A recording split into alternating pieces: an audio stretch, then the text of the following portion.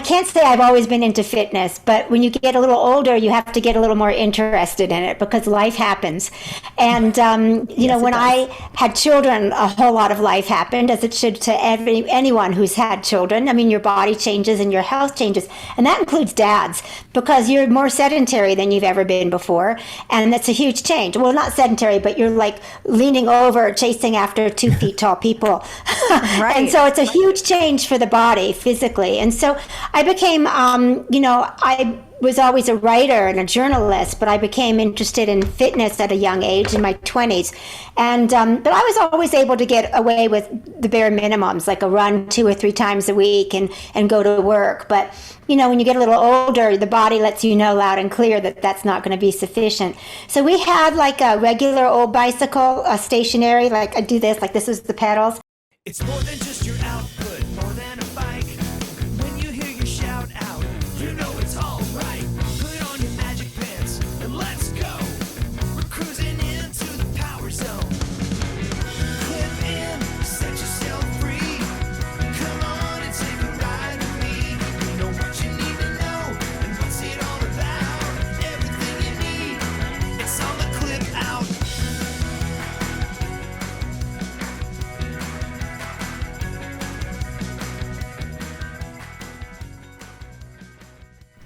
Welcome to the Clip Out Podcast, episode 267. This is Crystal O'Keefe. And this is Tom O'Keefe. Hi.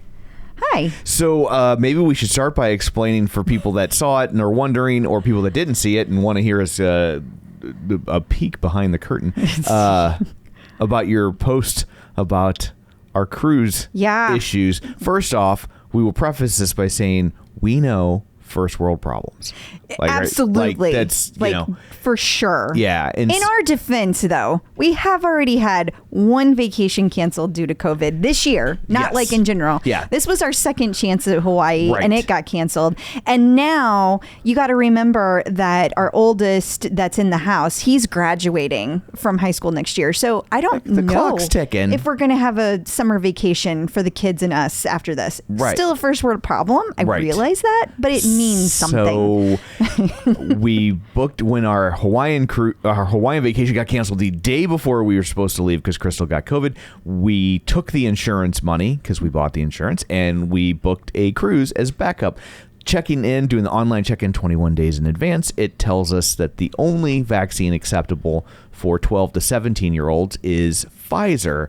And Sydney, Crystal's daughter, my stepdaughter, is participating in a medical study for a different vaccine. And so they told us, tough.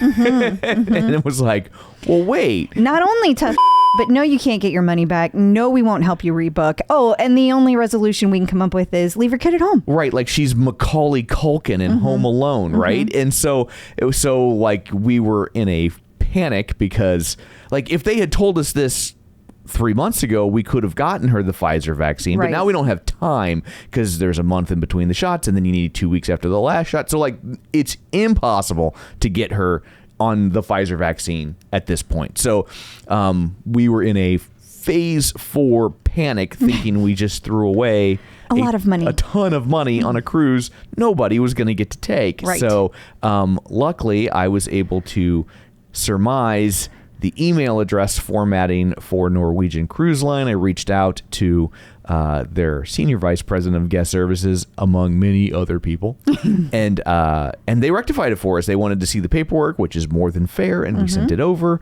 and they were like, "You're cool. Like this is fine." It was done within an hour on a Sunday. On a Sunday. Sunday. Like, as much as I was upset on Saturday, I could not have been more pleased with how they resolved it, and the professionalism and courtesy. Yeah. They were very nice, and they weren't. They were just very understanding. Yeah. So I think it helped that I was nice. Yeah. Yeah. Like I mean, I didn't come in. It sounded like you were like, you weren't nice. Like, that's what I heard. Oh, no. I meant that I was nice to them. Yes. I didn't come in like screaming. No, not at all. I was you just explained the situation. And was very matter of fact. And I think the meanest thing I said was just like, hey, like, you can cruise again because of vaccines, because people like her did trials to get these things to market, and like you should make an accommodation. But and it was never their intention. And let me just be clear. I don't ever think they had a problem with it. I think it was Kyle in Resolutions that had an issue with it. Kyle in Resolutions is kind of a... Not kind of. Also, he can go eat a... I am not a fan of Kyle. And Kyle got to hear it whenever he suggested I should leave my 15-year-old daughter at home for a family vacation. You know what? You just suck it, Kyle. I don't appreciate that. Apparently, you don't have kids. You just leave them anywhere. Well, who'd want to breed with Kyle? He's a... So, anyway... I hope Kyle had a very bad day today. So, anyway... Crisis averted, and thank you for listening to us. So now that we've done all that, what, pray tell, do you have in store for people? Well, we have an interview with the great Michelle Marchildon. She is quite an extreme yogiist. There's probably a better word for that, but it's just a hoot. You need to hang on and make sure you make it to this interview because she's a freaking delight. Yeah, she was. I told Crystal when we got done, I was like, this reminds me of the time I interviewed David Lee Roth. They were like, you've got Dave for 5 minutes. 5 minutes, you got Dave. That's all you got Dave for. I'm like, hey, Dave. And then 20 minutes later, he was done talking. Like, we asked him one thing, and he talked for 20 minutes straight. And then we got done, and the rep was so mad at us. But it was like, blame Dave. But it was like that. It was like she was just off to the races. It was great. But not the boring kind. No. There's times when people talk for 20 minutes straight and you don't get a word in, and that's not what this was. Yes, just to be clear, you cannot compare someone boring to David Lee Roth. Or Michelle. Right. So you need to stay tuned for that interview. We also have John Mills back today. We are going to discuss with him the great stoppage of manufacturing that has caused panic.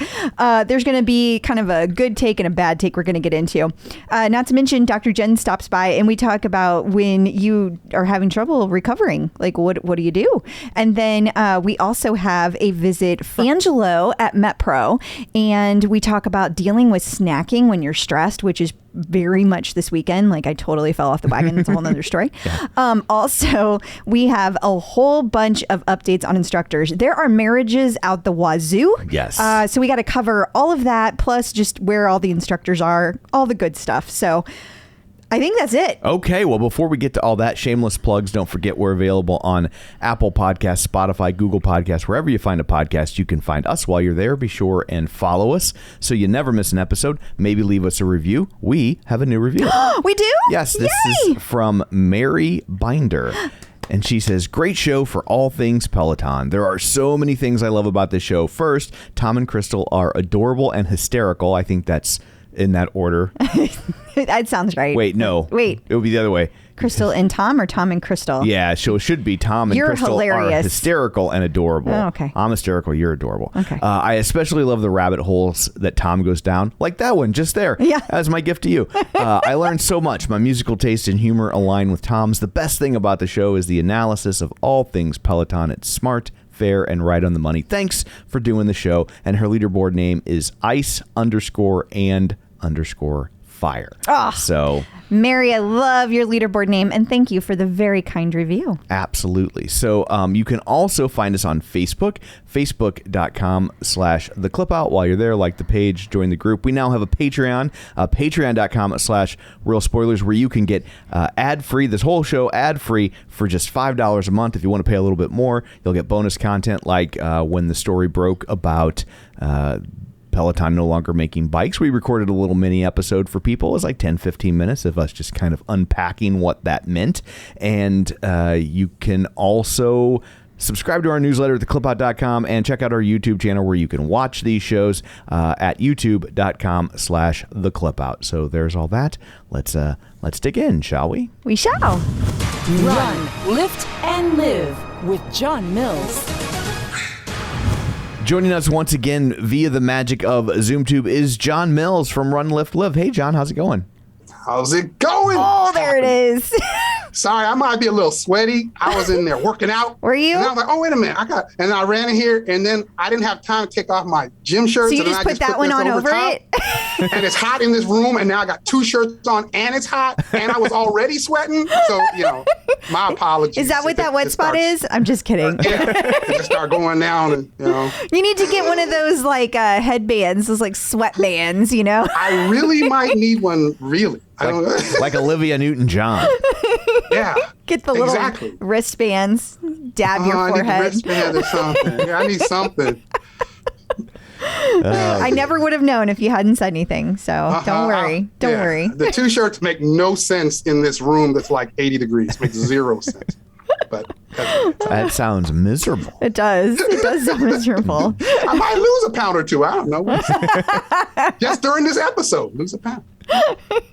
Well, that's multitasking. Yes, absolutely. So I guess let's jump into the big story of the week, which is Peloton will stop making bikes and treads, and it's Cue funny. hysteria. It's funny. Some people make the headline, "Will stop making its own equipment." Some people just make the headline, "It's going to stop making equipment," like it's just going out of business. Yeah, there's been a lot of that. That. I feel like they know exactly what they're doing. Sure. Yeah. Like it's very clickbaity. Yeah. It is. I was tempted. I'm not going to lie. Oh, yeah. I write the headlines for the show. I was tempted. Peloton to stop making bikes. Like it sounds like they're going out of business.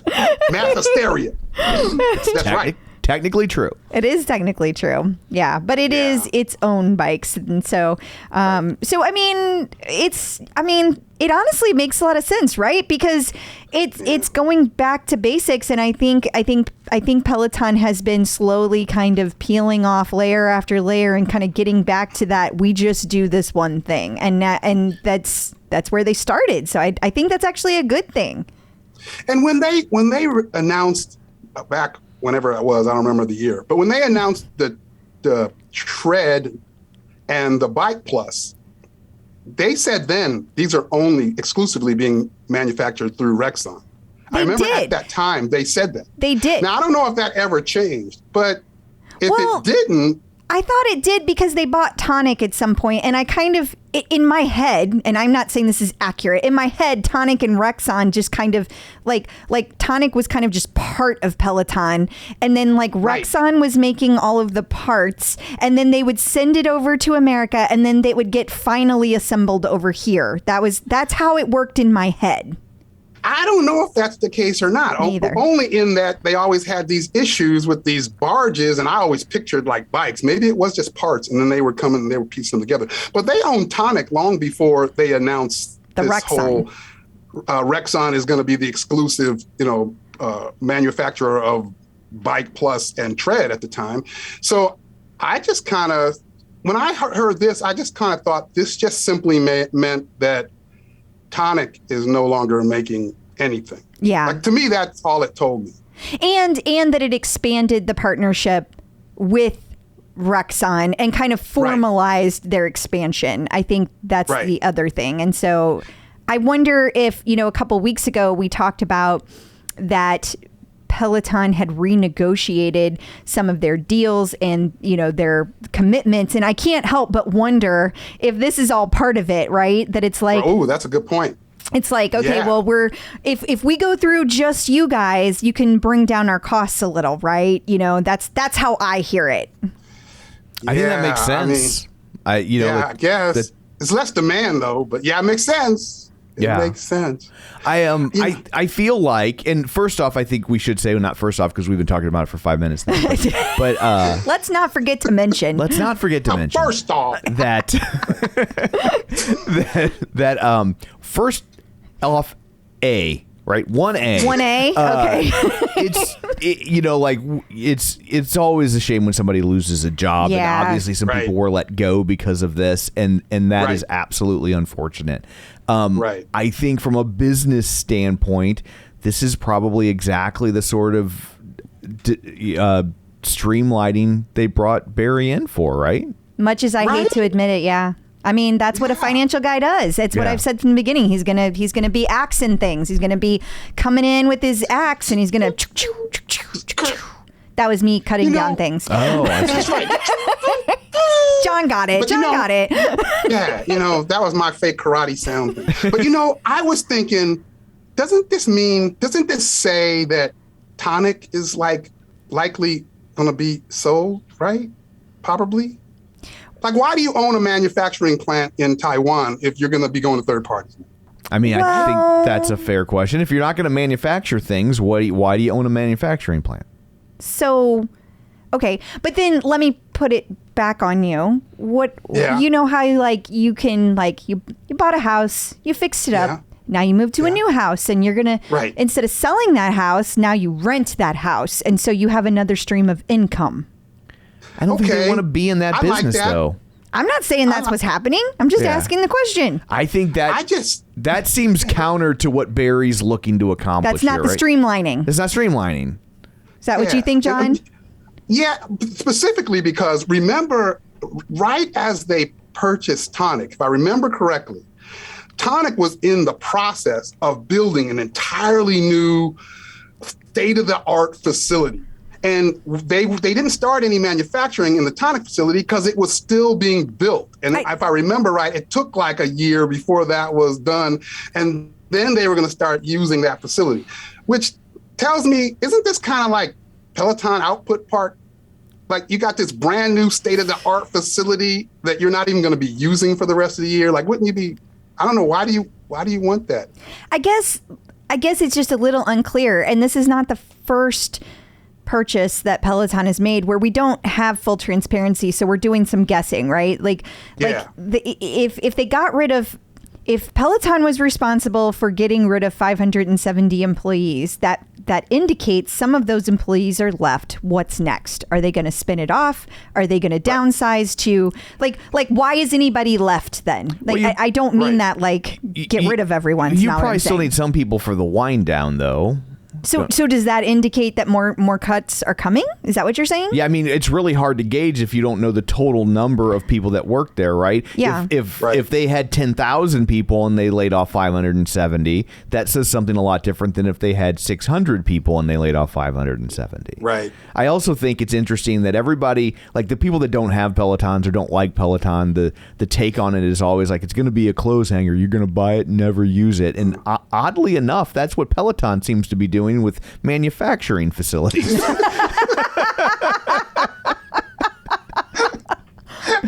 Oh, dang. They were right, but just from a different angle. They had to spin it, and then they were right. I just picture Barry like walking to his office from his car, and he's just like, how come all this laundry is hanging on Output Park? Get it out of here.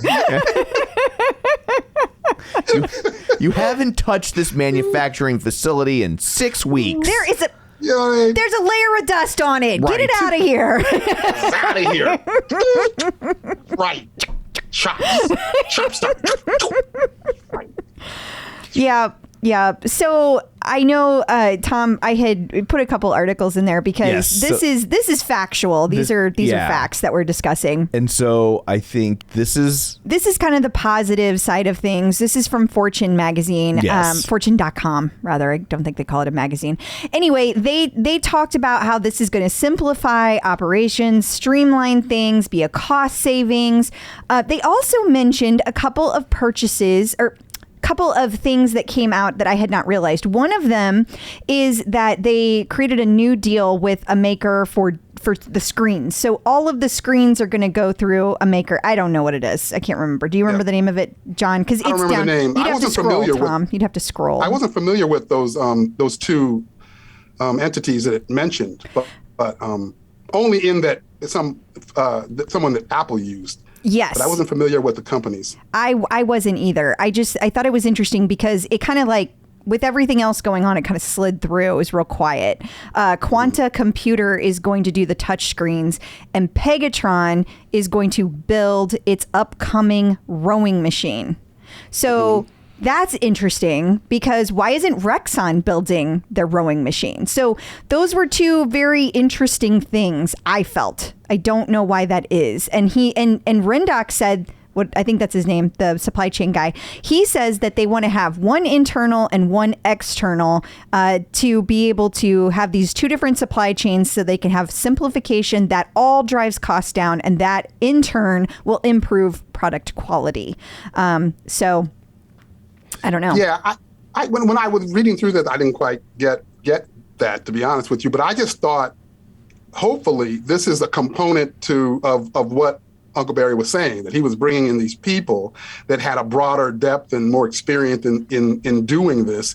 And there's something relative to this structure that's going to make it better. So I just kind of, we'll wait and see. Aligning to that's their expertise, and they're doing something that's better for the company, right? I don't know. And I think that kind of goes with what we've been saying for a while, that Peloton can't be the best at every single thing. And I do think they need to, from a process of like, this is going to be our strategy going forward, and I do think simple is better. Also, I just want to point out this particular paragraph says that Tonic, they're going to keep 100 existing staffers in Taiwan at Tonic to work with outside partners. So that does indicate they are keeping Tonic. They will continue to work with other companies. So to me, that says the renting situation I talked about earlier.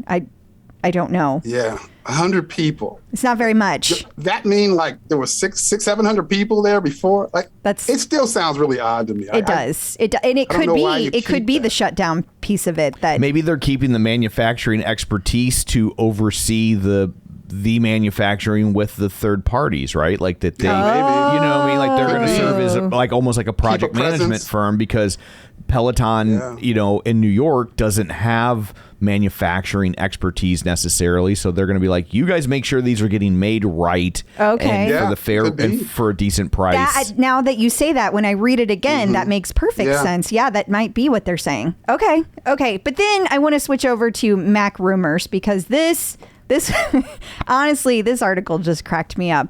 I don't think they like Peloton, the author of this article. You don't think so? No, I don't. There were some really like nasty sentences in here. Like, earlier this year, that's my mean voice. Yeah. Peloton was looking for an investor like Apple to buy 20% of the company in an effort to improve its fortunes amid dwindling demand for its products and fierce competition from services like Apple Plus. Okay, I don't think that's almost an ESPN type voice. I was feeling like I was watching an NBA game. I didn't have enough bass for that. I don't think I can pull off the bass. That's not your real mean voice. Your real mean voice is what we heard when you were talking about Kyle earlier. Oh, yeah. That was your real Kyle voice. in resolutions, he can still go suck it. Yes. Okay. So... well, like the first line, they flat out says a desperate attempt. Yes, a desperate attempt to simplify its operations. I mean, come on. Yeah. Come on. That's a little too much. And don't get me wrong. I kind of said something similar with regards to the Apple Fitness Plus thing, but mine is much more benign. I'm just kind of going, well, they're a big company. They got something out there. They got time to kind of like, play with it for a while. So they got all the time in the world. Maybe at some point that thing will be a different animal. But they're presenting it like it's already there. Like this thing is threatening, and like I don't know if they're really. I don't think they're there. I mean, there are people that use Apple Fitness. I'm not saying that they don't, but I do not think that content-wise it is competing with Peloton in any way, shape, or form. Yeah. Not buying it. Maybe it'll be there someday, but I don't know if it's there. Maybe. I am really fascinated by this whole thing that the iPhone assembler Pegatron is going to be doing the rowing machine. Like, I am fascinated by that. I want to know who decided that and why. Because in my head, we were further along in the assembly process with the rowing machine, because where the hell is it? Like, I mean, we know it's coming out this year. We've been hearing this for years and years and years. We know it's happening. Is it possible it's like cookies? They already made a batch. And I don't know. That's what I want to know. I want transparency around this. Where are they? How many are they? Where are they sitting? Like, was it in pieces and now Pegatron is going to put them together? I have questions. I want answers to these questions. That whole thing I struggle with. I mean, I was that part of that article also I thought was interesting, because me, I've been all along going, I don't know, it's Uncle Barry. do you really drop a rower? I know you've been very skeptical this rower is coming. You've been very skeptical. Barry, we've all been hearing what he's saying, right? Are they really gonna But that's why that article was helpful for me, because I mean, they're saying it in public, like it's July, and they're saying, yeah, they're going to be. So I guess they are. I think they're too far along to back off the rower. I think if he could wave a magic wand and go back in time, I mean, well, there's a lot of things they wouldn't do, but the rower would be pretty high on that list. Yeah. Yeah. You know? I think that was John's baby, and they're just kind of, they'd cross it off. Yeah, and they're just like, how can we do it? We can't cross it. No. But yeah, I agree. That was a key statement in that article. I attached to that. But I'm with you. They talked to us end of 2018, early 2019 about, you know what? There's a rower coming. At least we heard those rumors. Absolutely. And it's like, right. I mean, I could have made a rower with my bare hands by now. You know what I mean? With my bare hands. So I don't know. And you mean BEAR hands. Like he does have that bear roaming around his neighborhood. He's probably trying to put it to work. That thing worries me. Do you think this this kind of cements that we're just gonna, if we see new equipment, it's just gonna be Peloton versions of things we've already seen in the marketplace? Like, is this why you think they got rid of the strength device? Because maybe these companies already know how to make a rower, they already know how to make a bike, they already know how to make a tread, but now you get this new thing and they're just like, we don't know, and they were like, okay, we can get rid of it. Well, remember, Uncle Barry also talked about like getting the software on other platforms, and I took that.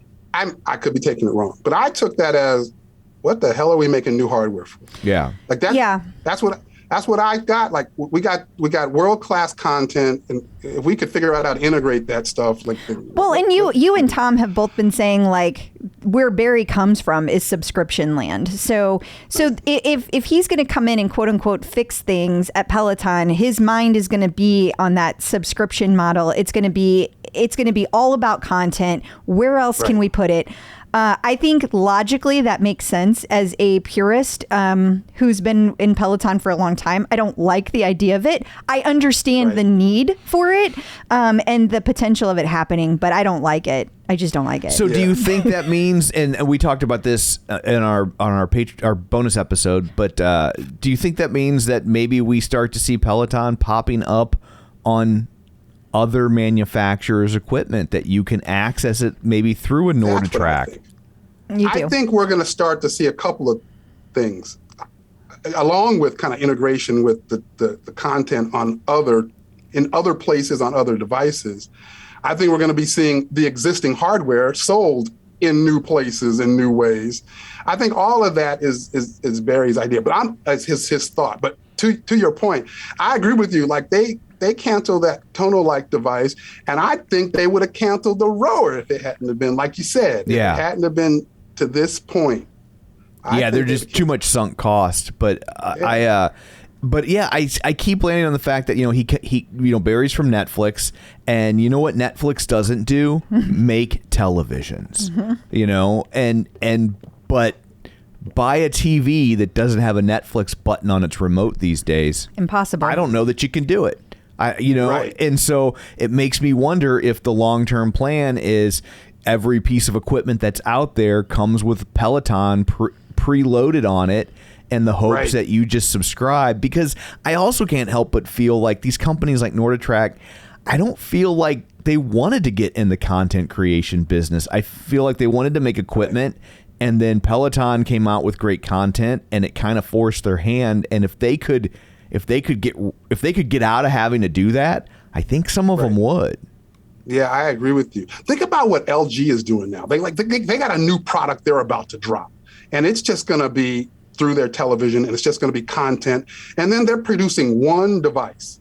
It's going to be like a guide type device that just gives form correction and rep counting.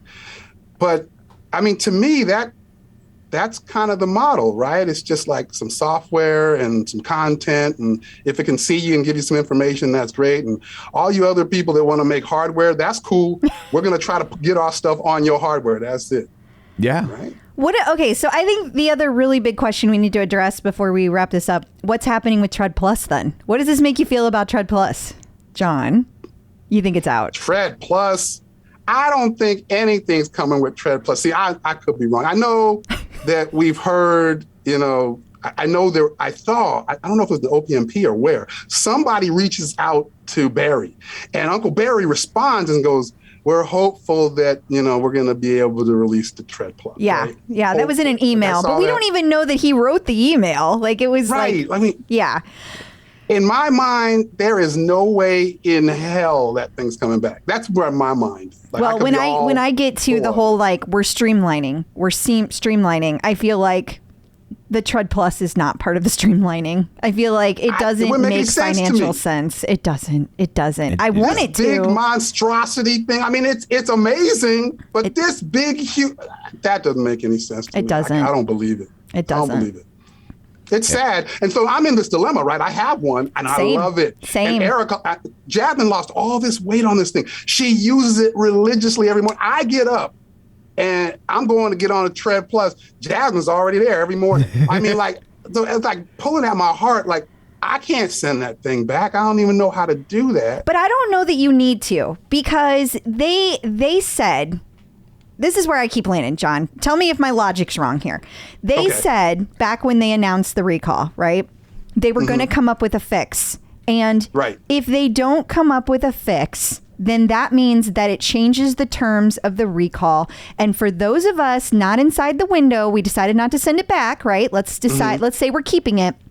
Right. Doesn't that imply they still owe us a fix of some kind beyond the November date? Some kind of new communication has to come out of that. I hope that's the case. That's not how I was seeing it, but your logic, I can't find any holes in your logic. So hopefully that's the case. I mean, that would be great. I keep circling around it. I want somebody to poke a hole in it because if I'm wrong, I'm in the same boat you are, Right. But I don't. Right. I think they have to do something for people that they said they were going to fix it. And if that means they give us our money back, if that means they give us a new tread, if that means, I don't know what it means. I would think if nothing else, they have to say, you know what? We're not going to fix it. So send it back. They got to make it some type or of you're on your own. Exactly. Because you held on to it under the assumption that a fix was coming. Exactly. Right. So that's my interpretation there. And they are saying they will still fix it beyond that November date. They'll still work on it. That is their official stance. So I am sticking with it for now. That could change any day. I literally go back and forth on this daily. But right now, that's where I stand. I've never heard her go back and forth on it, just for the record. She says, I go back and forth on it. She's not just all up here. Just letting everybody know. Not one time has she said, I'm getting rid of it. Not one. I've said maybe.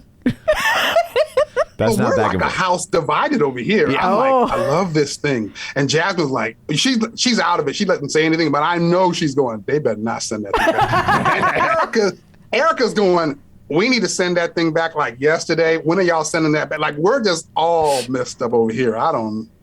Yeah, that's a lot more complex. Since Tom doesn't use it, this one gets to be my decision. So, but in fairness, if I did use it, it would still get to be your decision. Aw, thank you. I don't know that I meant it in a nice way. Oh. I don't know if that really was I thought you were being nice, but yes, I was being very considerate. That's right. I am. Yes, he was. Yes. I'm gonna side with Tom here. Yes, he was being very kind. Thank you.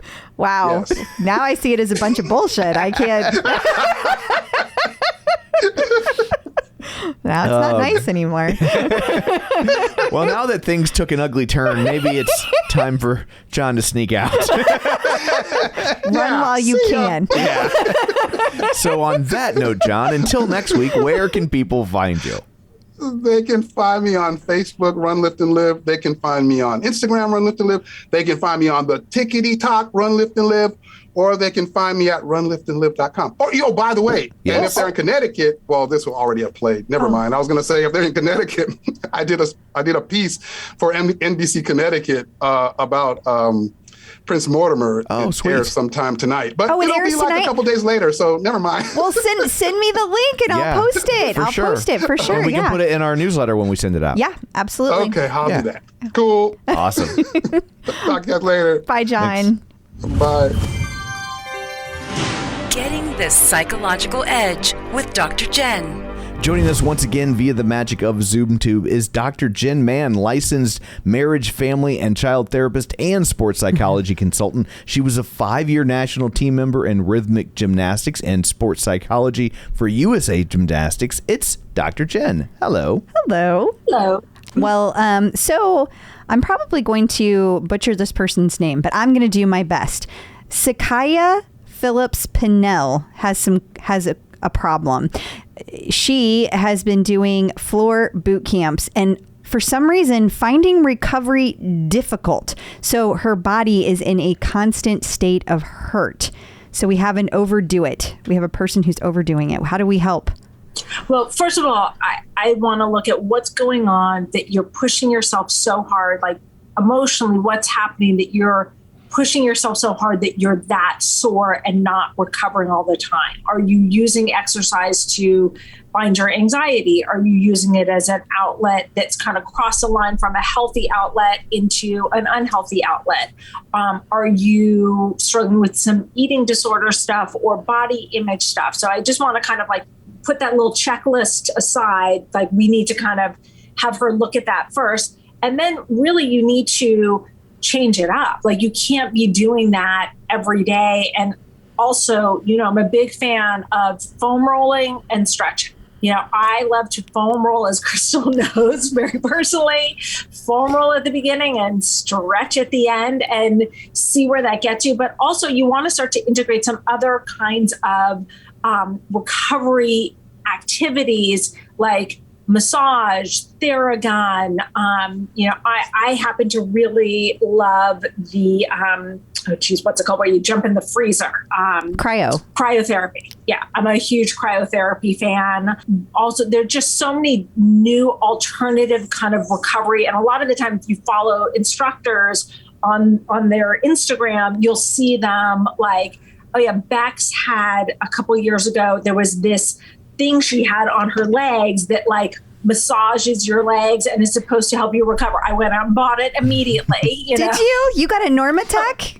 I did. I spent a fortune and I get my legs massaged and like, look, it helps. Every bit helps. So you really want to look at kind of what is your recovery game? Because sometimes we're so focused on our endurance, our strength, or whatever that we don't focus enough on how do we recover so that we can actually have great workouts. And it sounds like she really needs to integrate that and also a day of rest, at least 1 day of rest a week, and then regular rest cycles throughout the year.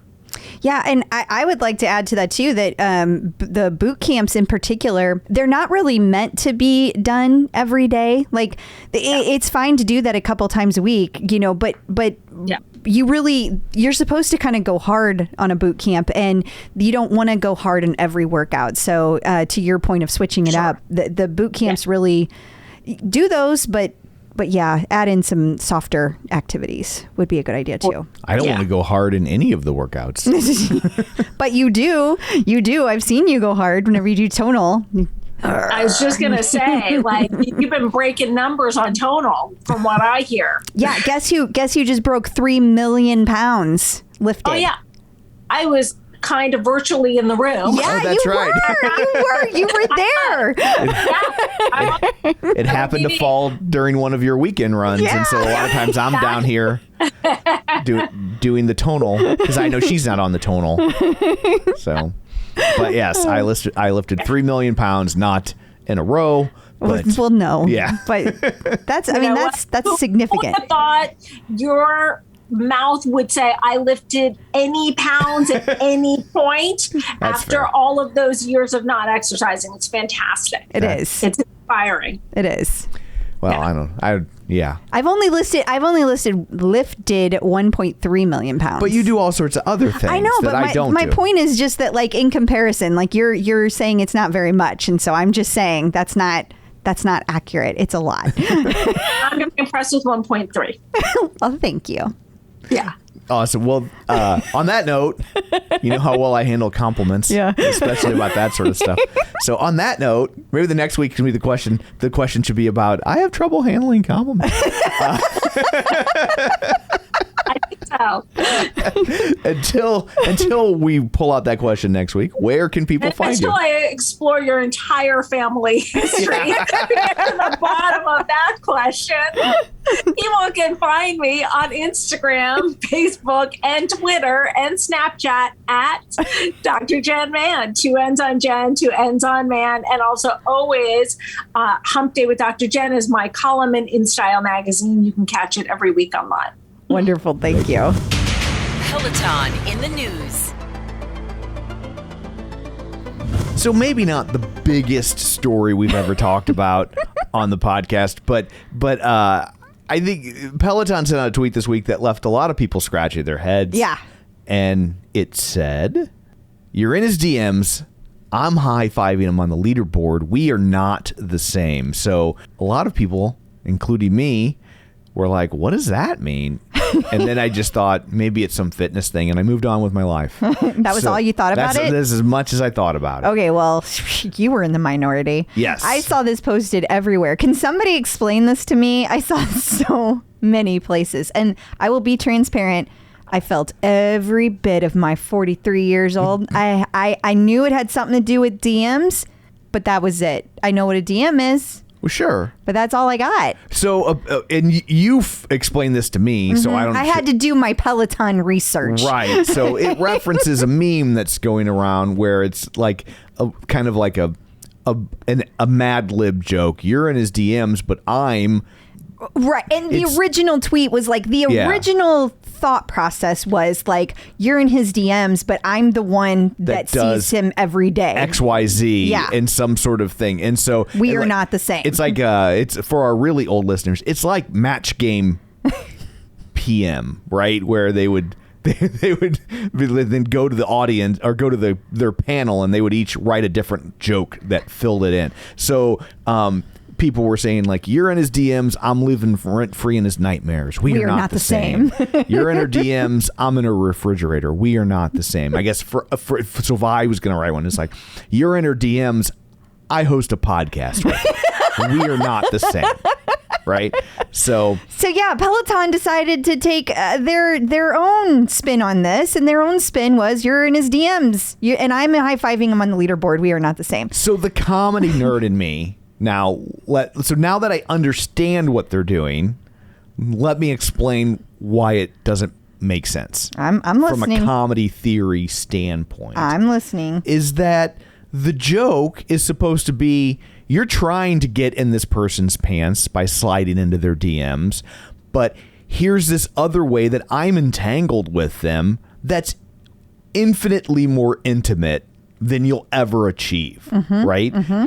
But high-fiving someone on the leaderboard, stalkers aside, high-fiving someone on the leaderboard is less intimate than being in their DM. Right, because you're not having a conversation on the high-fiving leaderboard. You're just high-fiving. High-fiving someone on the leaderboard is like is like one step removed. It's like adjacent to a Facebook poke. Yeah, exactly. There's no intimacy at all. Right. So it's like, so the joke just kind of collapses under its own weight at that point. So that's just the comedy nerd in me. Because I have written for Mystery Science Theater 3000. I don't know if you know that or not. I do. I do know that. I have done that. Yes. So, I was there. Yes, I know. You were very patient. We are not the same. There you go. Yeah. I waited patiently while you wrote jokes for Mystery Science Theater. We are not the same. So, but yeah, so like the joke doesn't work, but that all that aside, it got him tons of attention. So, I mean, Everyone was talking about this the week. joke writer in me says big fail. The marketing guy in me says, but it worked. and that's all that matters. Yeah. Also, for those of you saying it has nothing to do with their actual message, it doesn't need to.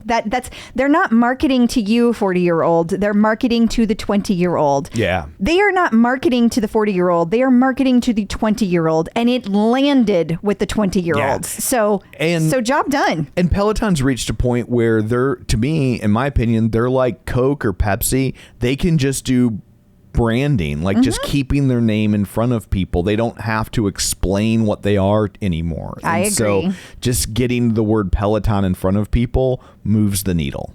Invite Friends is back. It's back. It popped up briefly, went away, and now it's returned. Yeah. And all of my friends are there. I should have realized it was just temporary the first time whenever I only had like 2 people on it. I thought it was weird because I even said, I think they're rolling it out really slow. You were like, why does everyone hate me now? And so now the only downside is you can't search for your friends' leaderboard names, so you have to scroll. And if you've got 2,000 people to scroll if you're through, Clip Out Crystal, if you are a lot of people, that's from a lot of scrolling. That is a lot of scrolling. Yeah. So unless everybody wants to get invited, all 2,000, all 3,000, however many. Don't be that person. But I do really like the idea that you can celebrate a specific milestone. Somebody brought up the fact that this is only for classes that are on demand. So if you're celebrating a milestone, there is currently no way to use the Invite Friends for a new class where you would want to celebrate live. So hopefully that's something they are working on. That would be nice. You can now book in-studio classes online if they were available. The classes are available, but they're booked up. Yeah, well, Yeah. And just to be fair, these were the Friday ones that they were doing the month of June and the month of July. So I think like the last 3 weeks of July went up last week, and you could start booking. They were full instantly because Gotcha. they were all the preview classes where you got invites, sort of. And then soon, I believe we're going to be seeing the weekend classes pop up. You're going to be able to book for the entire weekend. Gotcha. So as soon as I see that, I will be posting. So for all of you that keep asking, when can I? Let me just say, I will post it. So you just need to watch my posts because I cannot message you all back. But it's coming very soon, very soon. So we got word this week that Peloton has been kind of quietly sending free gifts to people. Yeah, Barbie Fisher posted that she got an email and it was from Peloton saying thanks for celebrating Asian Pacific Islander Heritage Month 2022 with us, and then she got a sports bra, hat, and a magnet.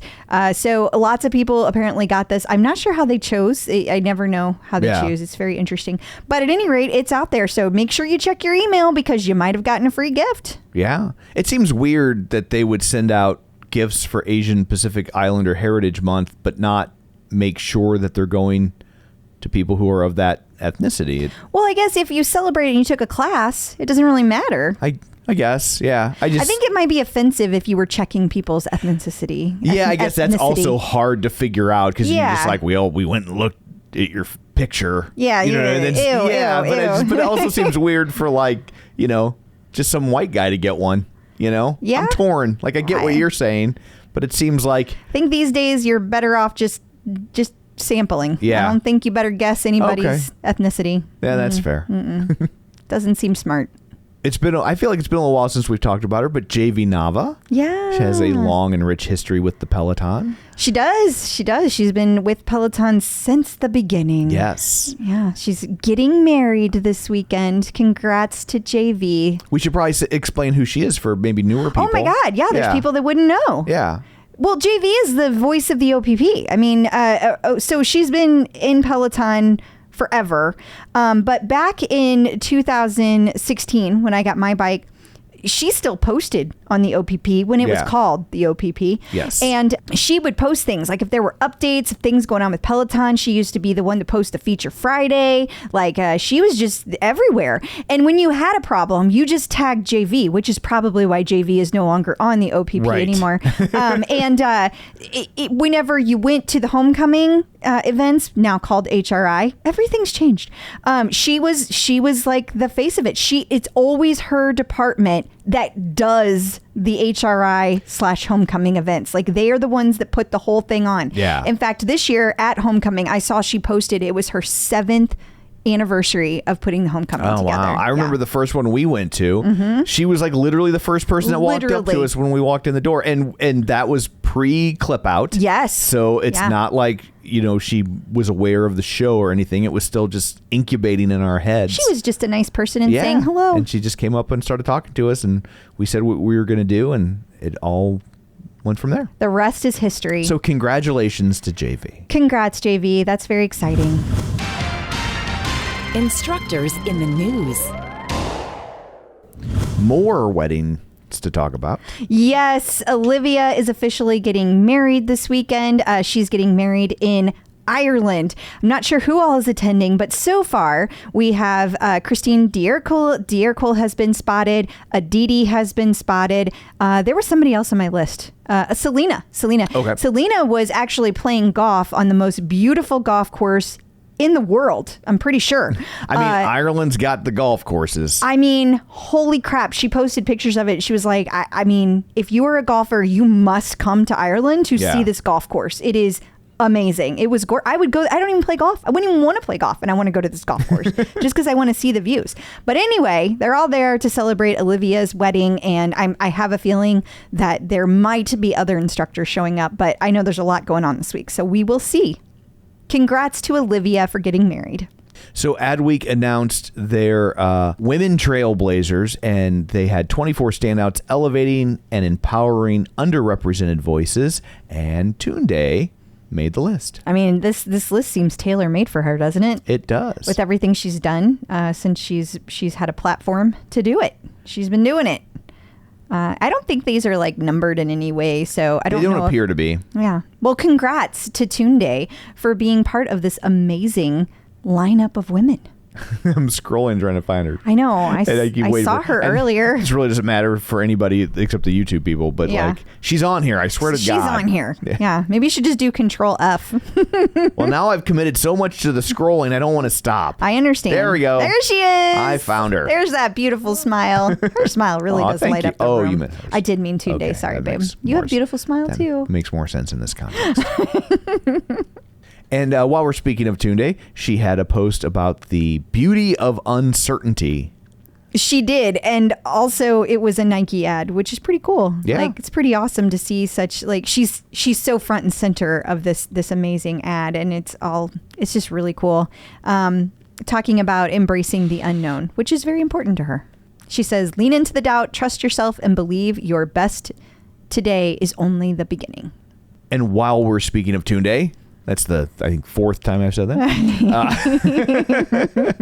She was at Atlassian? Yes. Did I say that right? Yeah, and I think we talked about she was going to be at this event a few weeks ago, but she was there, and she was in Texas, and it was 112 degrees, and then she headed back to New York ASAP. And God, the power stayed on for her. Yeah, you know how Texas can be. I do. Yeah, so it looks like she had a good time presenting. That's nice. Matt Wilpers completed his first post-COVID triathlon. Yes, he did. He did a half Ironman, and I can't remember where it's. Oh, Geneva, New York. Okay. That's where it was.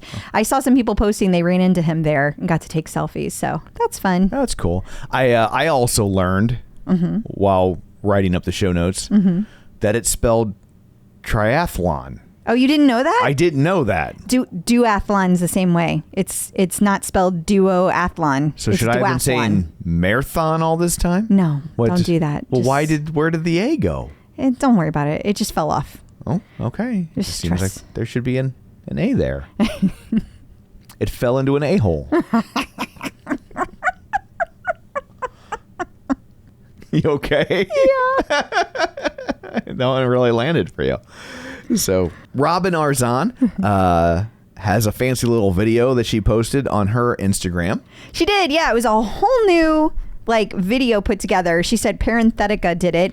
I thought it was really interesting. I'm like, what are we using this video for? Yeah. Like, what does this mean? Like, is this like her trying to get more gigs? Is this her? Yeah, because she's really missing out. Right? I mean, what do you want? You're in People magazine. You're a masterclass creator. You just got to keep your profile up, man. You do. No, Yeah. I'm saying that jokingly, Yeah. like, to be clear. I don't mean that shitty. I'm just wondering, like, what does one do with this then? Yeah. Like, but do you think that's why it was made? Yeah, I don't know, because I mean, I guess It's clearly a promo video. Yeah, I guess you got to keep the gram hopping. I guess it's so. the beast that can't be fed. I don't think this is just for Graham. That's my Yeah. point. I think No, this I is get to that. get other things. Yeah. Because it says, athlete, keynote speaker, Right. Latin, mother, creator, survivor, executive. Yeah, I feel like this is Yeah. to get big speaking opportunities. Yeah, maybe it's something they made, her for her representation for things like this, and she's like, well, as long as it's made, I might as well throw it out there. Yeah. I thought she wanted to share it because it's cool, and it is. It's a Yeah, great it's video. very well It's done. beautiful. Yeah. I want one of those. I want to look that good. And while we're speaking of Robin, she was on the Rich Roll podcast. For the 4th time. I'm not salty or anything, but seriously, 4 times, Robin, and not 1 time on the clip out. I'm just saying. No, that's cool. Yeah, That's cool. absolutely. Emma Lovewell was at the Pepsi Women's Retreat. Yes, and it was for career and leadership development. And so she was talking all about being a Peloton instructor and et cetera, et cetera. And for some reason, they were all wearing robes. I don't really know what that was about, but she posted this on the Instagram and said the robes really are that soft. Is Pepsi a cult now? They I look don't like know. they're in some sort of... You know what this reminds me of? Do you remember the time that we went to homecoming in New York and we ended up on that rooftop party at like 4:00 in the morning and then went to the pancake place? Yes. We were all in robes that night. Well, because we were on this rooftop and at like started midnight, it started to drizzling. get, and then the fancy trendy bar, like they brought out robes for everyone. Well, all this, and they were like these maroon robes. We all looked like Hawkeye Pierce on MASH. Yeah, except they had hoods, and Yeah. I'm not really sure what that was about, but it was fun and took great pictures. So I don't know, but that's what it reminds me of. Yeah. That makes sense. Good times. Nico Sarani, did I say that right? You did. Oh, how about that? Is doing some classes, kind of teaming up with DFB-Frauen team. It's the women's team. It's women German soccer. It is. It is, You didn't actually. think I knew that, did you? I didn't, since Yeah. you were having trouble with Frauen. Because DFB is Frau. like I think it's the Frau. Deutschland football. Well, anyway, she was doing Look, I knew a sports thing. You need to recognize that. So anyway, she did these classes with the team in studio, and they did like a focus flow, floor poses, and then they did like a peak performance meditation. Thought that was really cool, just really neat. Yeah, absolutely. There's also a really fun video that they did, like a commercial for the team. I'm not sure who the director was, but it was pretty awesome. So I like this little matchup they got going on. Very cool. And while we're in Germany, Yes, Marcel Maurer and Eric Jaeger are going live. Well, they went live on... Wait, they're going live. Hold on. I can't tell the date. The date's backwards because it's not 'Cause it's American. European. I know, Yeah, and it it's- takes yeah. me... Okay, so July 13th. so today, the day we're recording this. Yes, that's when they went live. So but it will be up so you can go see it. But they were on Facebook Live. Phew.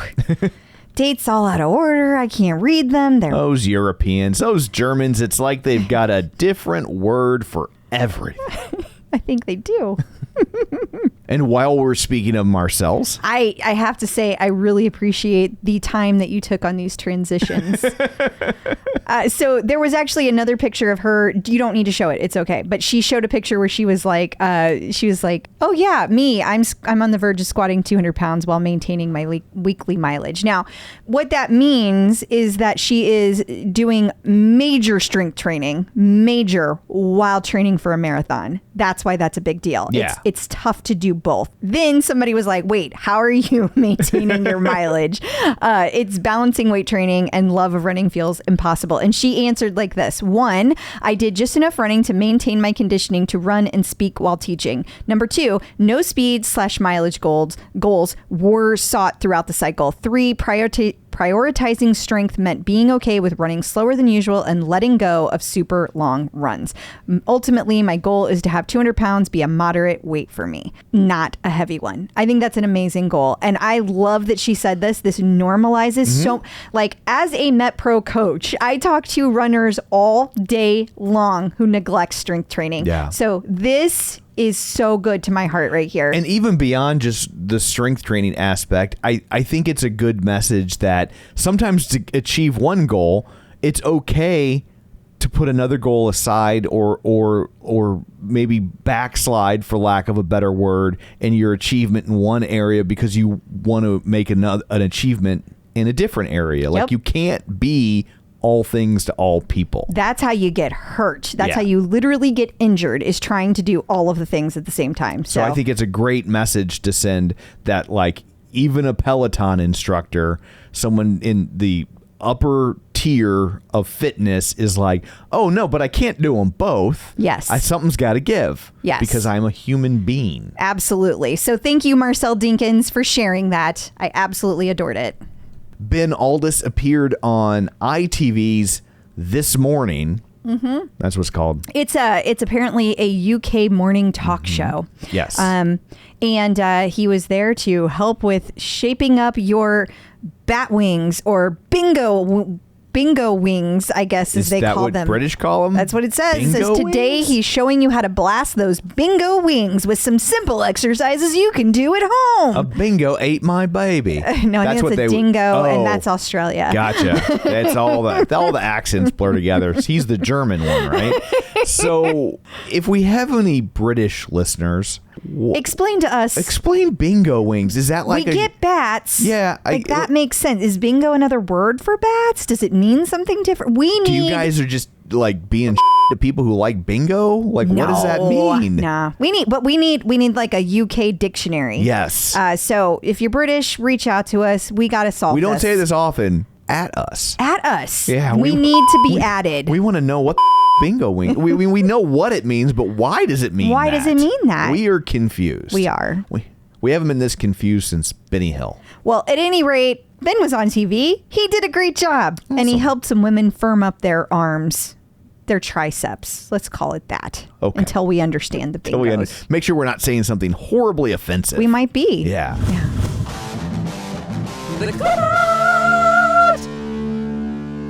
Joining us once again via the magic of ZoomTube, here to answer all of your fitness and nutrition questions, it is Angelo from MetPro. Hey, how's it going? Hi. Hey guys, good to see you again. Good to see you too. We have a question for you from Diane Garrison Wan. She wants to know about snacking and sweets when she's tired or stressed. How can she curb that? Okay, well, so the first thing I tell everyone is that nothing, whether you're tired, stressed, or low blood sugar, nothing is going to change the fact that chocolate tastes good. So that's the battle we all are going to have indefinitely. For sure. However, the battle we don't have to have, Diane, is that lightning or electricity-like surge where your body craves sweets and sugar because you took a cliff drop-off in your blood sugar. So the way to prevent that is ahead of time to get ahead of it. And so there's a number of things you can do. A lot of the standbys, I'm certain this will not be the first time you hear this, but eating more frequently throughout the day can help stabilize your blood sugar, especially if you get cravings. Including protein more often. Doesn't even have to be massive quantities of protein. A little protein with each meal can go a long way. Really helps stabilize that blood sugar. Eating balanced meals. Fats can be very valuable. Now, there's a lot of debate over when to time fats, the best time. Suffice to say, if you're not an elite athlete where you're timing digestion rates to maximize glucose uptake, start with a simple protocol of treating it like protein and have a little bit with each meal, and you'll be served really well. If you're a more advanced athlete, then there's a bigger discussion to be had. But balanced meals throughout the day will help get ahead of it. Now, you've done all those things, you've prepped in advance, so if you can prepare breakfast and snacks, you're going to be well ahead of the game. And by the way, I tell that even to my clients who work from home. I had one client recently, we fought on, he's like, no, I'm at home, I have all the ingredients, I don't need to prepare in advance. And I said, humor me 1 week, humor me. Okay, for you, Angelo, I'll do it for a week. And sure enough, he's like, yep, you were right. His adherence was double, maybe triple what it typically was, because it's that thrifty nature we have. We don't like to see stuff go to waste. Once you've prepared it, you're unlikely to see it go to waste. Likely you're gonna eat it. And when you're busy, it cuts out the time of even having to put a meal together. It's already prepared. So prepare in advance. I can't stress this enough. My favorite prepping meal is a mid-afternoon snack. It's the one that most frequently gets missed, and it's the easiest to prepare. Simple stuff. Fruit and nuts, keep it simple. There's a lot of other combinations that work great. Don't overthink it. You want low perishable, portable, not messy.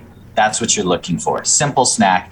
It'll do it'll do amazing things for your appetite and blood sugar, especially the afternoon snack, because most of us go more hours consecutively between lunch and dinner than we do breakfast and lunch.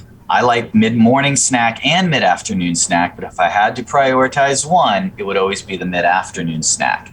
So you've done all of these things, but you're still getting hit with cravings.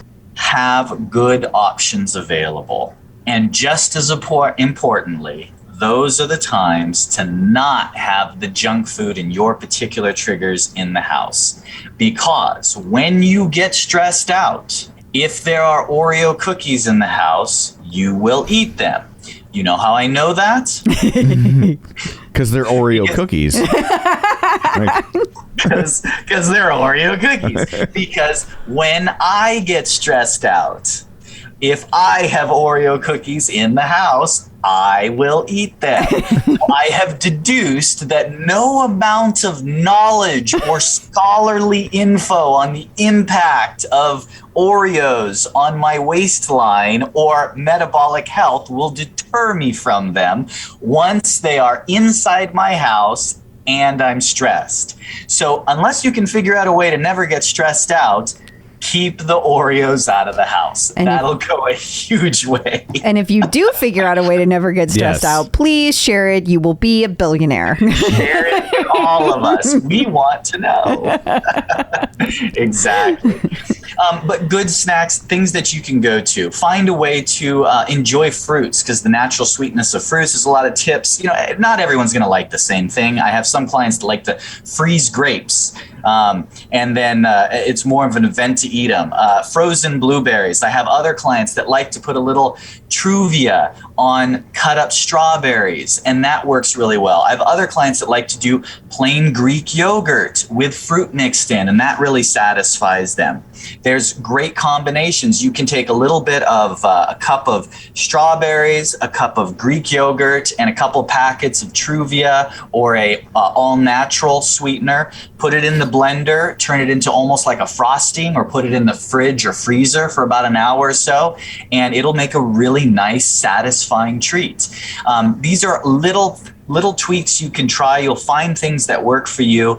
Avoid boxed items, because what a lot of times we do is we go to satisfy our sweet cravings with processed, marketed as healthy things like granola bars and such that come out of a box.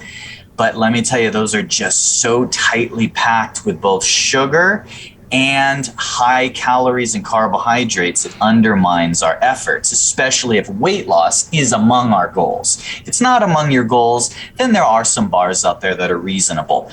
But if you can go for grandma and grandpa's options of food the way it comes out of the ground or grows on a tree or from an animal, better still. And so look at those options as your go-to. But 90% of the battle happens before you get to your craving, Diane. Awesome. But that's so true. So true. Yeah. If I miss that snack, watch out. Yeah. Yes.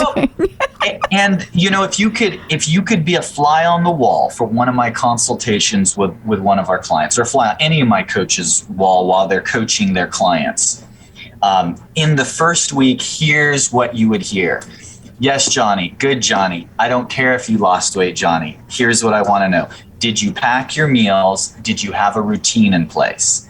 Because until that falls into place, any streak of good habits or bad habits or somewhere in between is going to be simply a practice of randomization, because that's how life goes. They have learned, coaching hundreds, thousands of clients, that the only way to get a predictable outcome 60 days from now, 6 months from now, is the battleground is, do we have a routine in place? And that doesn't mean no variety. It doesn't mean you never deviate from the routine, because that's not life. But you have to have a foundation to come back to that can be built on. And that's really the secret to our success at MetPro. So you can implement little pieces of that to help stabilize blood sugar and cravings even on your own. Awesome. Well, thank you so much for all that. Until next time, if people want this sort of information tailored to them and their personal fitness goals, where can they find you? Call us up, reach out at metpro.co/TCO for the clip out. Wonderful. Thank you. Thank you, guys. Peloton Artist Collaborations. So it's not an artist series in the traditional sense, because Ashton Kutcher doesn't sing, at least not on record, like he may be in the shower. Who knows? But he is partnering up with Peloton to train for the New York Marathon. Yeah, so he's never done a 26.2 before. Yeah. And he is going to be not only teaming up with Peloton, but also Bex Gentry. Oh, she's so lucky.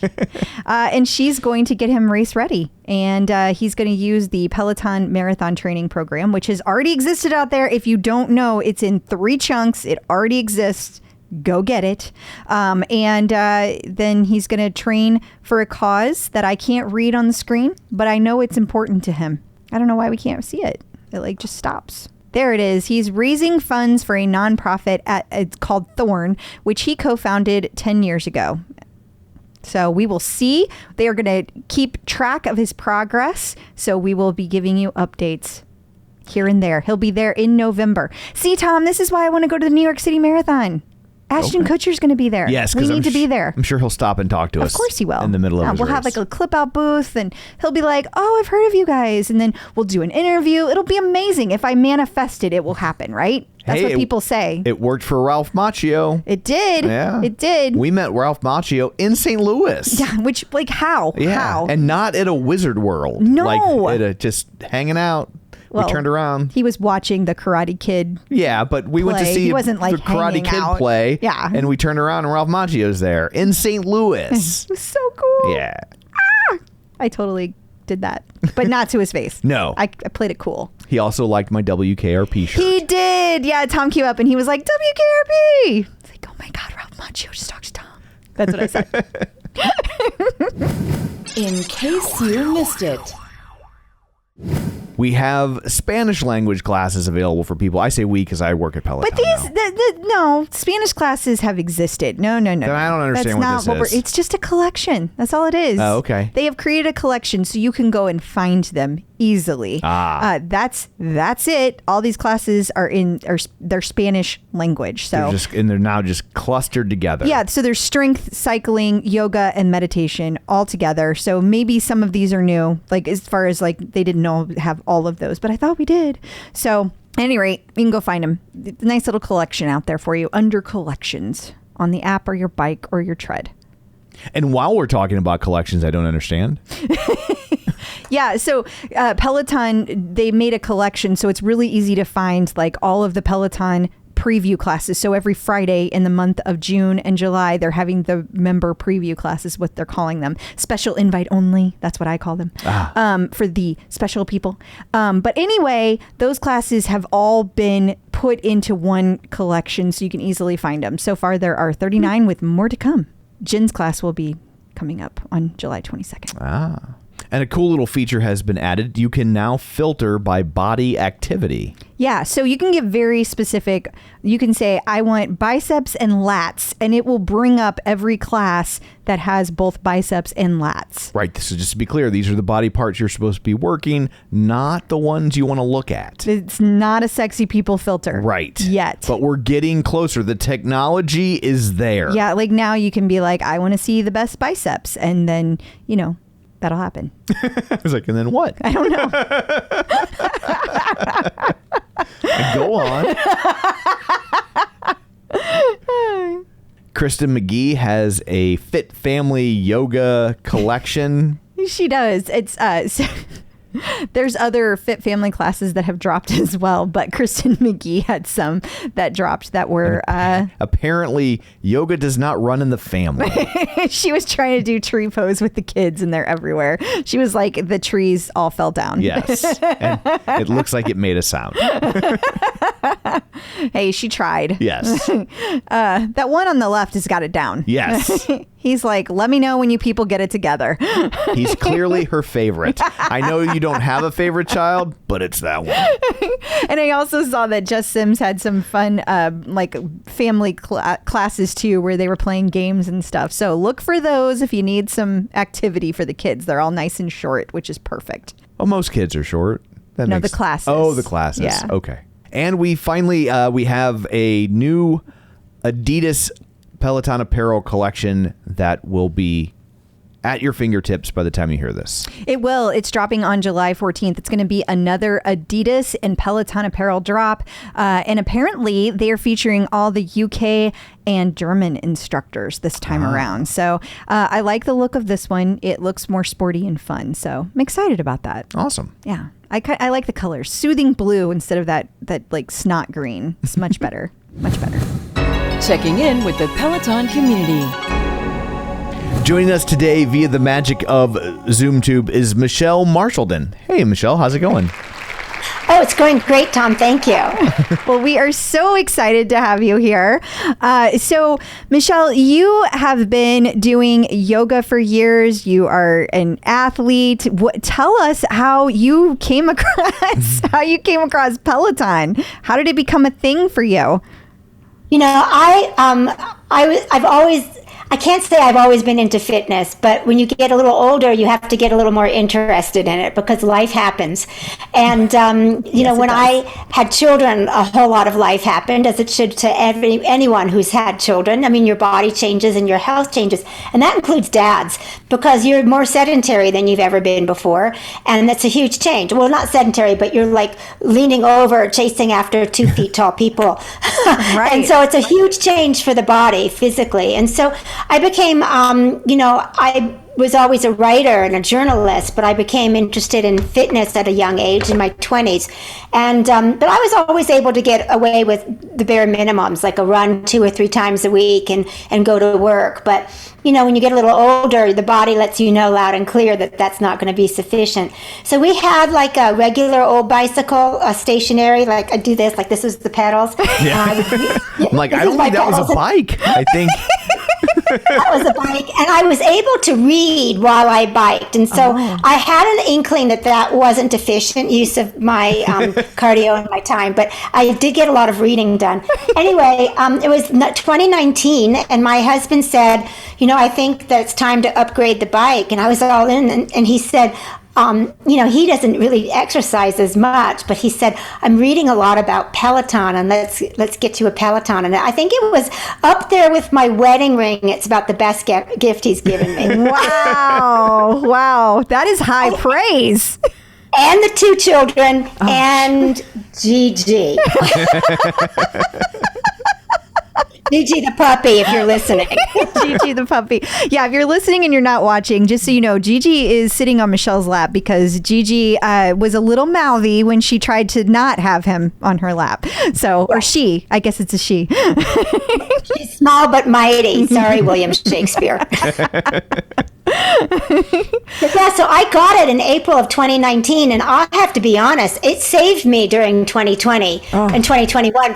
I don't know how, people, I just don't know how people, when they closed the gyms and they closed all the fitness studios and they closed the yoga studios, I don't know how people made it without doing something other than worrying. And this bike and all of the classes that went along with it, I mean, it literally saved me, saved my spirit and saved my health. I sound like an advertisement. Do you think I can get paid for this? Well, we haven't. Based on our results, I'm going to go with no.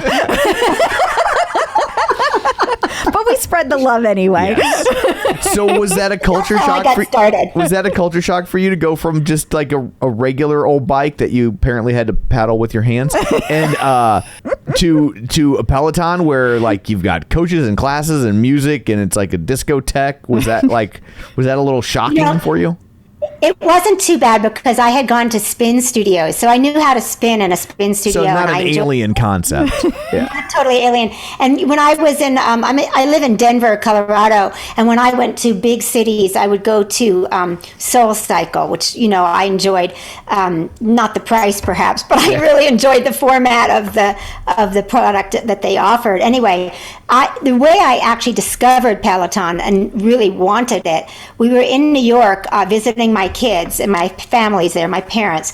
We were in New York and I was staying at a hotel that had a Peloton bike in the fitness center for guests. And so I got on it and I remember my very first class was with Olivia Amato. And I think she said at the time it was her first spin class that she was offering because I think she had been a running coach prior to this class. Yeah. And I was doing her first class. It was my first class. And I was just doing it on the clip in, not even a clip, but like the clips that you put your foot in on a hotel bike. I remember running upstairs to my husband like, oh my God, this is the greatest thing I've ever seen. I said to him, if it's not public, make it go public and buy the stock. That's what I said to him. Like, well, that turned out to not be the best advice. I'm not going to. I'm happy with my stock. I'm happy. I'm a believer. I'm all in. I'm a believer. I'm holding it. I'm going to give it to the kids someday.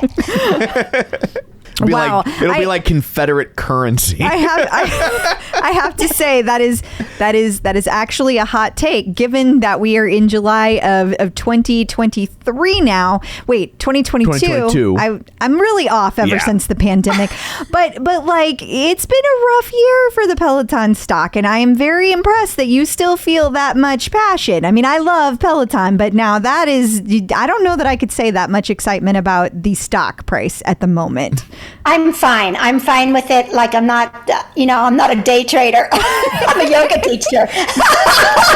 If you want more stock tips from me, just ask, because I'm the worst. I'm the absolute worst. But like I say, I believe in it and I feel like the format that they've delivered has just been phenomenal. But people don't want to listen to this. What else? Let's talk about something interesting. Like, where are all the old people on Peloton? Because I'm there looking for my 60s and my 70-year-old people. They are out there. They are out there. You do have to kind of, call to them. But the two that come to mind right off the top of my head, we got Cycle Nan, and I don't know her age, but I know that she has been a Peloton rider since I've been a Peloton rider in 2016. So she's been doing it for a long time. And then, of course, May on the leaderboard, May Sarakoff, and she has been a guest on our podcast, and she is just lovely. She's done everything in her lifetime. Like, she's like the Forrest Gump of Peloton. She's been everywhere. In terms of like being in all these cool places. Yes. Thank you for clarifying. Yes. It's like she's done all of the things, everything. It's just, she's amazing. I look up to her. I'm like, if I get to her age, I want to have lived that amazing of a life. May is my idol too. And I've known her through yoga life previously and also through Facebook and social media. And she's been my idol for many, many years. She's a wonderful human being. Has May found other people for you? Like, here's some people in their 60s and 70s. Has she pointed them out to you? You know what I do is I went on the Facebook page for Peloton and I made a post, this was about a year ago, and I explained that when I'm on a ride, I click to see who's there at the same time. And then anybody who's 50, 60, or 70, I give a high five to. And I just wanted them to know that I wasn't stalking them, that I'm married, that it's not going to go any further than like a casual flirtation on the leaderboard. And I had I think I had over 1,000 people click like and then click, thank you for explaining that. But I just wanted everyone to know. There was one guy that clicked sad. He was like, oh man, I thought I was getting somewhere. And I just wanted everyone to know that we're not alone. Like, when you're on the Peloton board, that feature and being able to know that you're not alone and to have friends and to see who's working out. It was a lifesaver when we were all isolated. And today I still use the feature. I just enjoy seeing, who's on with me and what age groups are attracted to which music and to which instructors. It's really fun. That's awesome. So I'm just curious, when do you read? I can't read on the Peloton. I would fall so when off do you and kill read myself. now? Did you just stop reading? She's like, I never read anymore. She's like, I threw out all my books. They're all gone. Yeah. Now I read in the evenings. Okay. Just want to make sure that you're still reading. Got to exercise your brain too. That's true. Exactly. That's true. Now, are you still teaching yoga classes today? Yes, I do teach. My career, as well as with every other yoga instructor, pretty much blew up in 2020 because the majority of us were not on Peloton. It's hard to believe. The majority of us taught in studios, across the country and across the world. And my whole studio closed for 14 months, and Denver closed for even longer. And then because I'm older, I do have older students, and so majority of my students, even when we reopened, just never felt comfortable to come back. And so the whole yoga landscape has changed. I do teach, and we lost our physical space during all of this because commercial real estate prices have skyrocketed high.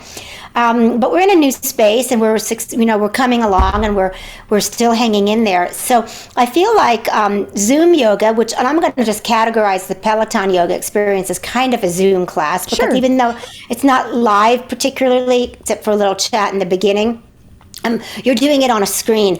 And, there's something wonderful just to be able to have a stretch, if you will, and a practice where you're not in charge. And so when I get on my mat without a Peloton instructor or without a class, I have to decide of everything I'm going to do. Okay, I'm going to do this pose, and then I'm going to do that pose.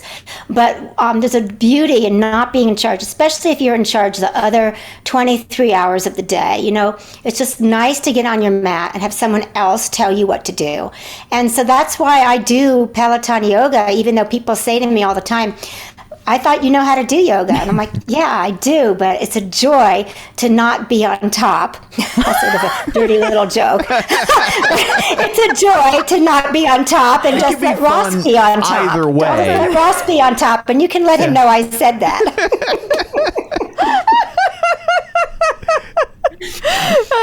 Now, we need to explain to folks that you actually know Ross, right? Because in the yoga world, so you said that you've known him for quite a while, is what it sounded like. Yeah, so I'm going to, if people don't know that he's old, I'm going to let you know he's old. He's almost the same age as me, but I've known him 20 years. That's a really long time, or maybe it's 18 years.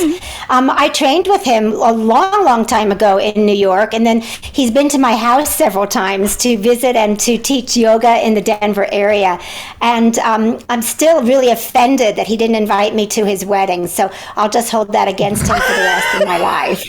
Man, shots fired. Yeah, shots fired for real. Shots fired. No, I'm kidding. If people are listening, I joke around. I love that man appropriately, and also maybe a little inappropriately. It's hard not to have a crush on Ross. His voice. He's a beautiful man. He's beautiful, and inside and out. Spirit, yeah, inside out. But probably because I love him inappropriately is why I wasn't invited to the wedding. Yeah, that could have been awkward, right? That would have been really awkward, because when they get to that part about, does anyone have any objections, I'd be like, a little bit. Hello. And look, Ross, if you're watching, you're missing out on Gigi now. Did you see he just got a new puppy? Yes, and he's got we're not even going to talk about him anymore. He's got a great job. He's got a gorgeous husband. He's got a puppy. He's got an apartment. He travels all over the world to London. Yeah, we're done with that conversation. Okay. Next. Okay, moving on. Next. Boy, the love stopped quickly. No, I love him. And I enjoy practicing with him because it's the style that I'm also trained in and that I teach. And so, he'll do cues and he'll do work with props that I can actually take into my own classes. And so I enjoy that, quite a bit. That's wonderful. But I also enjoy other teachers. Like, he's not my only teacher. The joy for me of Peloton is just I can just click around and experience a lot of different kinds of yoga. I'm I'm an equal opportunity yoga ho. I'll do it all. So you're in an appropriate manner, of course. Or inappropriate, I'm at an age where we take what we can get. I'm in my 60s and, I'm happy. I'm happy with whatever comes my way. polyamorous yoga. Oh my God, you're delightful. Yes. Well, Tom, I feel like you need to ask a follow-up to that. What? I thought it was really fascinating when you're talking about enjoying it as just a student, even though you're an instructor. Like, that was very counterintuitive to me. I would have looked at it as like it's just like I do it all day long. You wouldn't have any interest in it. So oh no, it's a joy to not be in charge. And the thing is, here's the thing about when I tell my students about developing a home practice, the tendency that we would do is we do the things we like. I mean, we're human beings. We're going to go for the cake or for the thing we really like. Even if how you eat your food on your plate, you probably go for the thing you like, and then you eat the thing you're not that fond of, next. And in yoga practice, it's the same thing. So there are poses that I would tend probably not to do unless it was suggested that it's a good time. And so when you take a class from somebody else and you put yourself in somebody's hands, it's like an opportunity to open yourself up to the universe and just say, so universe, like, what did you bring for me today? And it's a really nice way to stay open to transformation and to kind of stay open to change. Now, if an instructor does something that maybe isn't right for my body because I have an injury, then I just skip that part because I know that that's probably not in my best interest at the moment. And again, that's the joy of Zoom yoga, is that, I'm not in the classroom and I don't have to explain why I'm skipping that pose and be like, oh, my back or my shoulder. I can just skip it and wait to the next thing that's offered. Yeah, what you don't feel great point. And you don't feel the pressure. Yeah. Or like it's a commentary on what the teacher's doing. Right. It's just you just move on. What just about move on. And to that point, Tom, what's interesting that I've heard from many of my students is that one of the aspects they love about having gone to Zoom during the situation, we're going to call it the incident, meaning the pandemic, during the incident, is that when they were in the classroom, they often felt that pressure. They felt pressure from themselves. I've got to look good, or they felt pressure to keep up with other students. And that's completely gone. And, as yoga instructors, we're always saying it's not a competition. Like, you don't have to keep up. And I say little jokes like, oh, that person, if you have really open hips, it's been proven they have a lower IQ. And so you're just much smarter, like if they couldn't do a certain hip opening pose. But I just, it's a joy to be able to just rediscover what the practice should feel like without that kind of competitive pressure.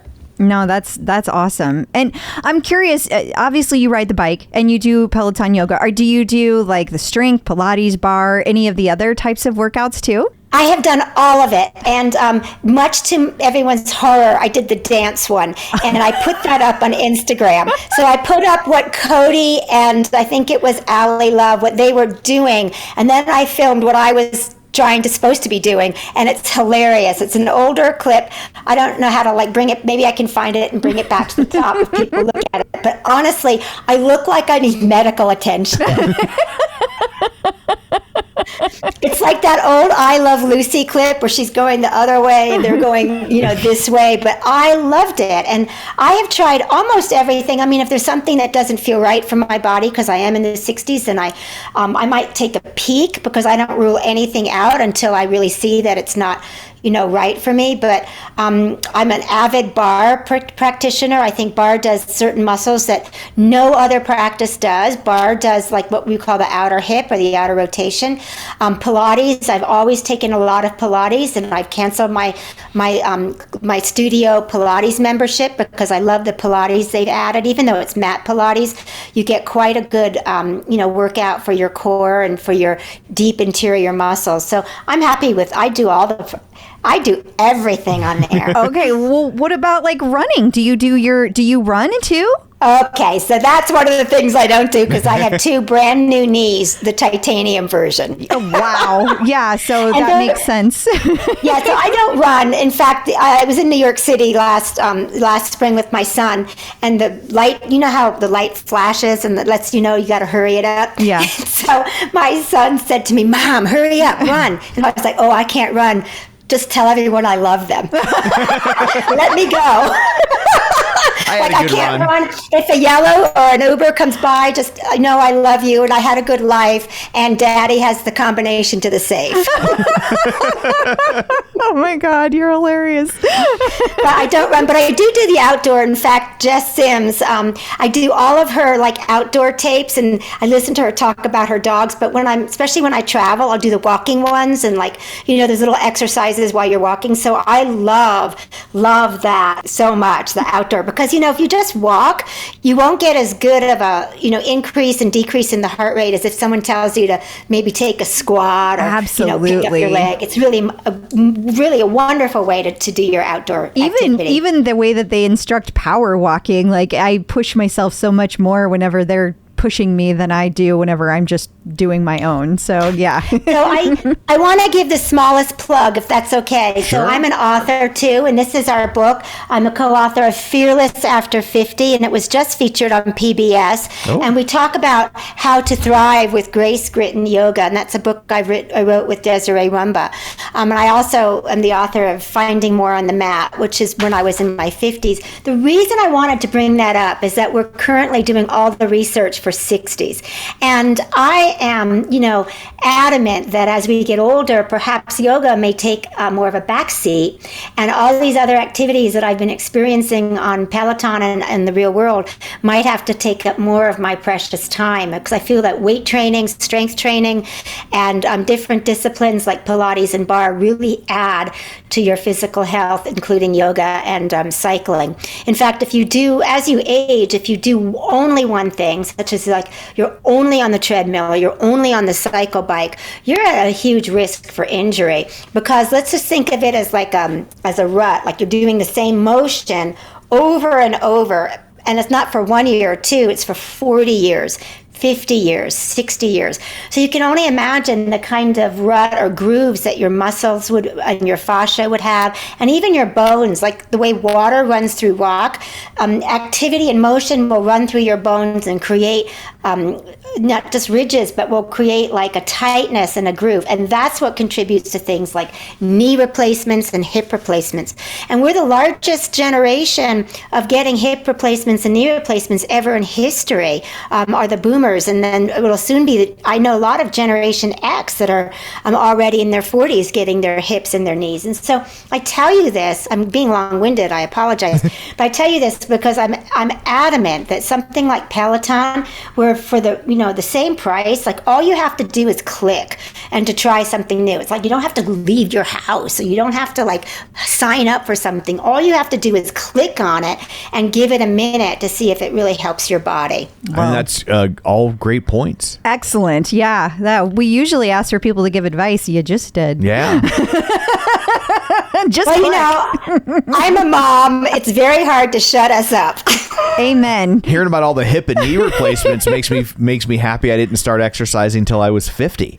Well, but to her point, even if you're a person's been exercising your whole life, if you've been mixing it up, it's easier for you. And so I absolutely agree with that. And in my own research, I think that weightlifting is very important to keep you That was my son.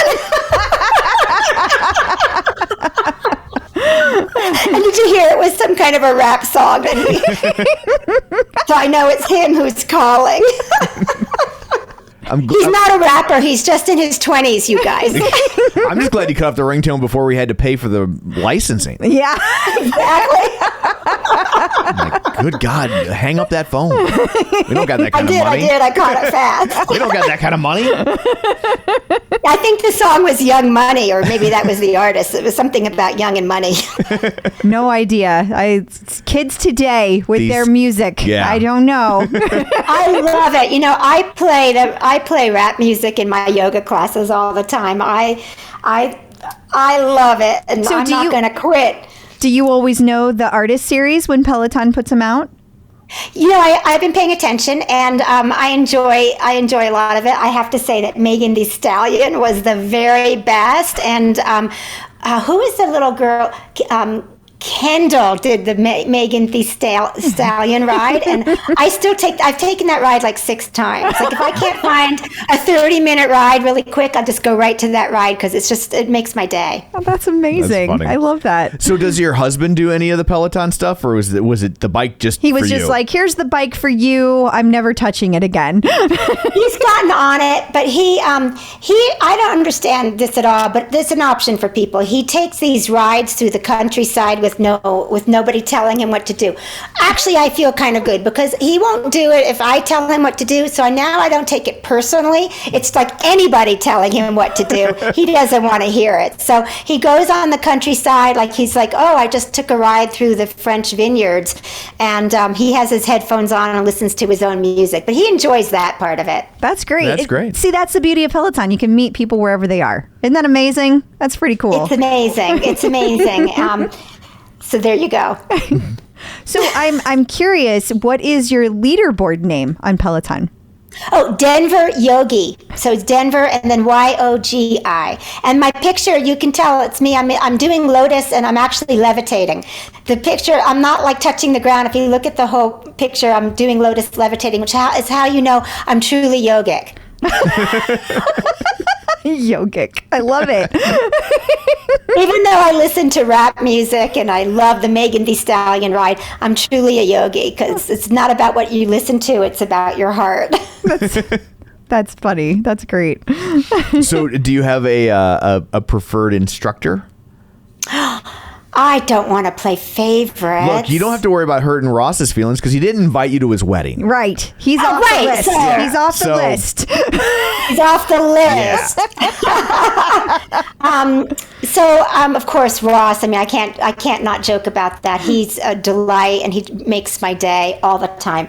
And as far as cycling goes, I really have taken a lot of instructors, and so these days I kind of choose who I'm in the mood for. Cody, doesn't everyone need a little more Cody in their life? Sizzle, I take baby. Cody. You can't, there's an expression that you can't be sad and eat ice cream. Well, you can't be sad and take Cody because he will make you happy. And so Cody, of course, Jess Sims and Adrian for my strength training, they're wonderful. I appreciate them so much. And then Dennis Martin. I could just watch the man read a phone book. Like, I don't have to actually bike with him. I could just, but it's a crime that he cut his hair. It's a crime that he cut his hair. And let me go on the record. I'm still not over that, that change. It was the hair gate was a real thing. It was a real thing. Hair gate was a real thing, and I look, I'm still speechless, which is not something that happens to me often. But, I could watch Dennis Martin read a phone book and have a very nice day afterwards. And of course, Allie Love is an absolute dear. I do theming for yoga. That's one of my things, is more shameless advertising. But this is a book that I wrote years ago. What else do you have over there? cow. What is happening over there? I know. You got a whole section in the bookstore. That's But amazing. this book is called Theme Weaver, and it teaches yoga teachers how to theme their classes in a more soulful way to connect to people. And it's what I enjoyed about Soul Cycle, because their teachers were doing that kind of connection. But Peloton does it so beautifully. And people say to me all the time, don't you miss that connection when you're in the studio? which I still go to the studio because, of course, I teach in a studio. There's a human connection that you don't get, but that soulful connection, the instructors are really good at it, and I teach it, so I know that they're really good at it.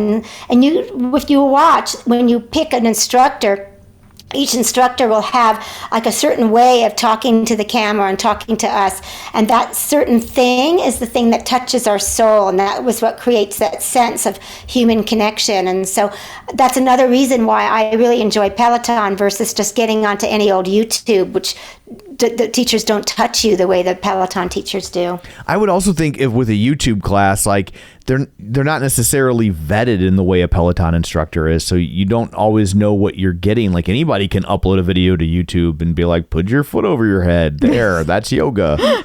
That's true. You're right. Like my videos. Suddenly my videos. Mike Wallace on 60 Minutes. This is why we brought you in. It's an expose. It's so funny. Like, just to let Ross know, like I'm on this little thing called Yoga Journal. So there you go, Ross. Take that, Ross. Yeah, you can get quality anywhere, YouTube Sure, or you can. Yoga Journal or Peloton. And you can also, let me just be clear, there can be an offering from even Peloton that may not be right for your body. Sure. It's still okay offering, but it still may not be right for someone with a knee or a hip or another issue. You still have to be in charge of yourself. But it's that sense of human connection. No matter the class, you will notice, now that I've maybe pointed this out, but you will notice there's a drop of what I call in my book a golden nugget. And the golden nugget is like that little, it has nothing to do with the exercise. It's that little, like, you got this, or hang in there, or I know this is hard. It's like that little moment of encouragement and nurturing, and that's the human connection. And that is what's missing in a lot of other practices. I definitely agree with that. Absolutely. Yeah. Well, my better half is here. Well, thank you so much for joining us. Before we let you go, like, where can people find all your books and things? Are they on the Amazons and stuff, or do you have a special website? Well, you can find my yoga books wherever yoga books are sold, which is Amazon. That's a little joke about the bookstores these days. Yeah. And also, you can buy them in Barnes & Noble. You can buy my books anywhere. It's Michelle Marchildon. I'm known as the Yogi Muse. But don't worry about my books. Really, the thing that I wanted to mention about them was two things. One, I know great theming. I know great inspiration, and that's why I'm here on Peloton. And then number two, I'm currently doing research on how to stay really healthy in your 60s. And I firmly believe from my last 3 or 4 years on Peloton that it's diversity. Diversity is what will keep us going, not the same thing you've always done. I work with runners who come in and they're, needing a hip, or they're this or they're that, and they've never done stretching, they've never done yoga, they've never done cycling because they love running. And I have to just suggest to them, you've got to try something different now. Like, you have to give your body an opportunity to heal from one motion, and then give your bones and your tendons and your muscles an opportunity to develop in another way. It's really important. I think that's great advice. Very well said. Yeah. Very well said. Well, thank you so much for taking time out of your day to join us. We greatly appreciate it. We do. Oh, thank you so much for having me. And one last time, don't give my love to Ross. It'll go to his head. Noted. Thank you, you guys. This was a true honor. Thank you so much, It was a Michelle. blast. The Clip Out. So I guess that brings this episode to a close. Until next week, where can people find you? People can find me on Facebook at facebook.com/Crystal D. O'Keefe. They can find me on Instagram, Twitter, and the Peloton leaderboard at Clip Out Crystal. And you can find me on Twitter at Roger Kubert, or on Facebook at facebook.com/Tom O'Keefe. You can find the show online, facebook.com/The Clip Out. While you're there, like the page, join the group. Don't forget our Patreon. We get all sorts of bonus content and ad-free episodes. Yeah, no, that's it for now. Maybe more. For now. We're working on other stuff, though. And also, don't forget our YouTube channel, youtube.com/The Clip Out. And none of this matters because no one's listening at this No one point. makes it this far. Yeah. If you're hearing this, Parsnips. That's the magic word. Yeah. Parsnips. Say parsnips, and we will send you a free button. We will. We will. So anyway, that's it for this one. Thanks for tuning in. Until next time, keep pedaling. And running. Parsnips. Clip in, set yourself